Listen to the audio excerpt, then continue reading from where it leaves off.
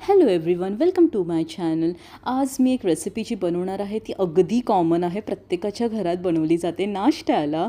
पण मला असं वाटतं ही कॉमन असली तरीही प्रत्येकाची जी बनवण्याची पद्धत असते ती ॲब्सोल्युटली डिफरंट असते. सो ही माझी पद्धत आहे. सो मी आता तेलामध्ये राई, जिरं, कांदा, लाल मिरची, हिरवी मिरची, कढीपत्ता असं टाकून आणि हिरवा मटरही मी ॲड केलेला आहे, परतून घेतलेला आहे आणि रवा छान असा लाईट ब्राऊन होईपर्यंत भाजूनही घेतला होता, तोही मी ॲड केला आहे. मीठ टाकले आणि आता उकळतं पाणी टाकून मी असं मिक्स करून घेतलेलं आहे. हे सगळं मिक्सचर एकत्र असं सॉफ्ट केलेलं आहे आणि आता थोडंसं मंद आचेवर झाकण ठेवून स्टीम दिलेली आहे. रेडी टू ईट आहे. आता थोडं गार्निशिंग आपण करूया.